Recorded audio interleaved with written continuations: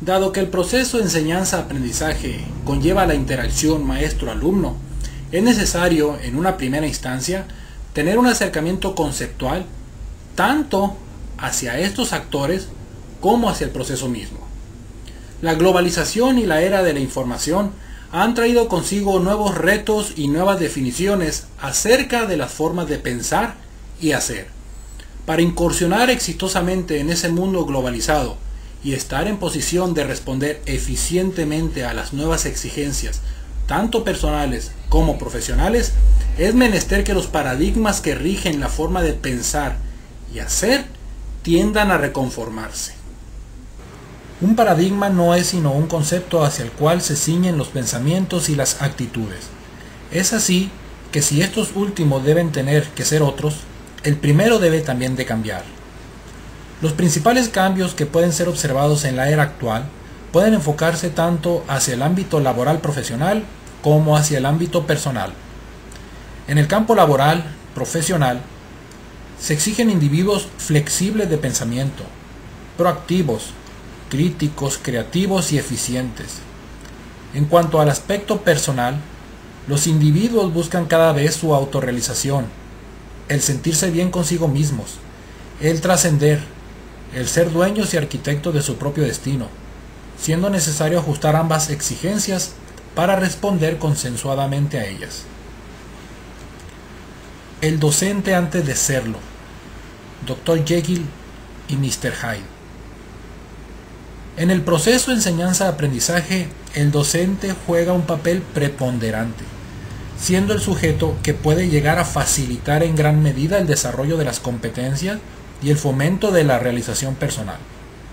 Ahora bien, el docente no solo debe de poseer los conocimientos, las habilidades, las actitudes y los valores que desea que se formen en los futuros profesionistas, sino tener esa vocación hacia la docencia, ese corazón por el camino docente que lo lleva a ver cómo es que las cosas pueden hacerse mejor, tanto para sí mismo como para sus alumnos, cuidándose mucho de contraer el síndrome del Dr. Jekyll y Mr. Hyde. Este síndrome toma su nombre de la historia de Robert Louis Stevenson, en la cual el Dr. Jekyll, que es una persona gentil y atenta, se transforma mediante la ingestión de una pócima en el nefasto y terrible Mr. Hyde. Con el docente puede pasar lo mismo si pierde de vista su función y las nuevas exigencias del medio. El docente, antes de serlo, ha desempeñado dos papeles, el de alumno y el de profesionista.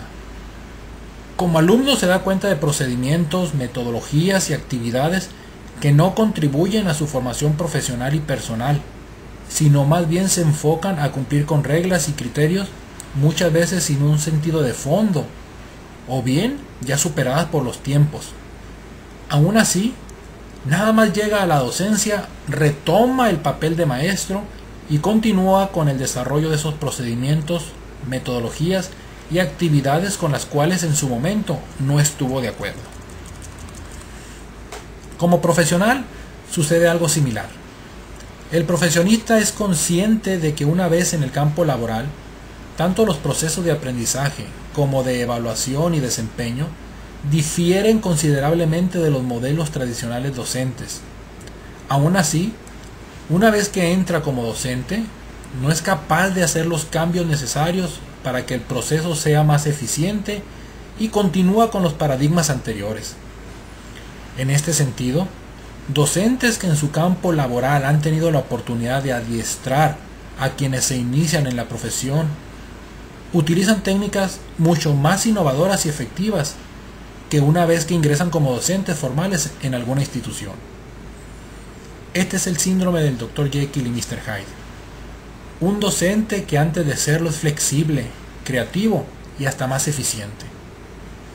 Para ello, nada mejor que plantearse y replantearse las premisas de evaluar tanto los procedimientos, la metodología y las actividades docentes a la luz tanto del desempeño profesional en la realidad como de la lógica y el sentido común. ¿Para qué está la escuela? Otro paradigma que requiere ser revisado a la luz de los cambios comentados es el de la escuela. A la pregunta ¿para qué está la escuela?, las respuestas tradicionales van desde que está para la formación de profesionistas hasta el hecho de cumplir con una función social educativa. Pero un análisis más profundo y realista presenta a la escuela como un centro muy complejo de relaciones interpersonales que van más allá de las concepciones formalistas. La escuela es un área donde lo mismo se forman profesionistas que relaciones humanas. Un lugar donde se aprovecha el tiempo, lo mismo que a veces se desperdicia. Un lugar que genera personas mejores, lo mismo que deja a las personas igual. Anteriormente se vio la premisa de que las personas en la actualidad buscan ser las arquitectas de su propio destino. Esto solo se logra dándole a cada una la responsabilidad de su vida bajo guías mínimas de relación. Una escuela con muchas reglas y políticas restrictivas de la libertad personal en aras de los logros u objetivos institucionales o sociales no estará forjando gente responsable, solo gente pasiva, expectante de las reglas de conducta para cumplirlas, sin un sentido de trascendencia como tales.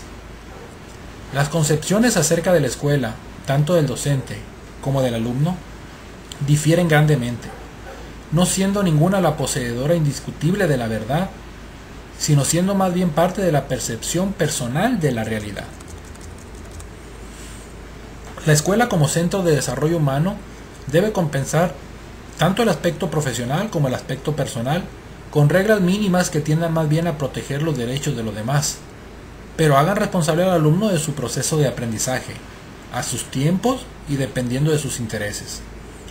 Es así que el binomio libertad-responsabilidad debe ser manejado con sumo cuidado para que el docente no tome sobre sí las responsabilidades de los alumnos, como el llegar temprano o hacer las tareas. Mas sin embargo, sí desempeñar su papel de validador del desarrollo de las competencias profesionales. Cada alumno tiene intereses diferentes, estilos de aprendizaje diferentes y tiempos de desarrollo diferentes. La escuela y el docente, lo más que pueden hacer, es el proporcionar los elementos idóneos donde el alumno desarrolle las competencias que requiere para su desempeño profesional y actuar como validadores de los resultados del proceso. Pero es el alumno quien decide cuándo y cuánto participar en el mismo, haciéndose responsable de los resultados que obtenga. La danza maestro-alumno. Otro punto que se debe considerar en la relación maestro-alumno es esta relación. Hasta el paradigma anterior, el maestro era el que decidía qué se iba a hacer y el que otorgaba las calificaciones. Esto en función de la respuesta de los alumnos a los criterios por él establecido. Por su parte, el alumno desempeñaba un papel pasivo-reactivo, donde no había convencimiento en lo que se hacía, salvo por el hecho de que si no se hacía, no se obtenía la aprobación del maestro. En el nuevo paradigma, el maestro debe ser capaz de bajar de su pedestal y de correr los riesgos de una evaluación centrada en el estudiante y en los resultados. El proceso ya no puede girar en lo que hizo o dejó de hacer el maestro, o en si cumplió o no los programas o las reglas, sino en si el alumno desarrolló las competencias que requiere. Para ello, los cambios en la relación deben ser consecuentes con las actitudes y valores que se desean formar. El docente debe ser capaz de dejar su pequeño poder para ingresar en un área de servicio. Debe considerar al alumno como una persona capaz, libre y dueña de su destino, y no como alguien que debe hablar cuando aquel se lo diga y callar cuando se lo señale. La relación maestro-alumno debe darse entre iguales, siendo uno de ellos el más experimentado para proponer los medios para el desarrollo de las competencias, pero sin llegar a ser el que coarte la acción y el proceso personalísimo del otro.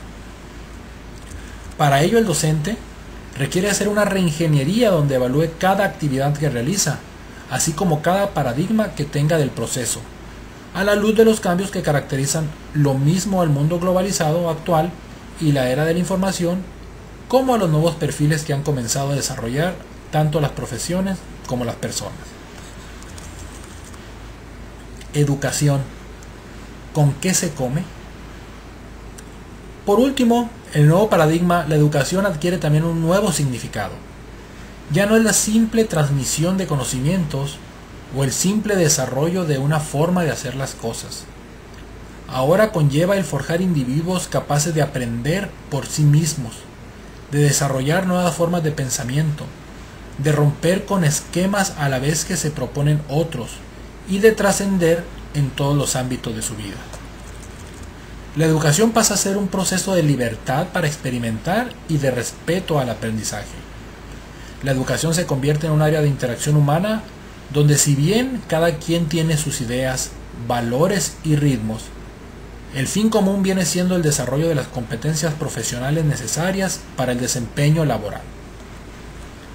Tal y como se estableció anteriormente, en este nuevo paradigma, la educación se vuelve flexible, riesgosa, propositiva, creativa, holística y trascendental.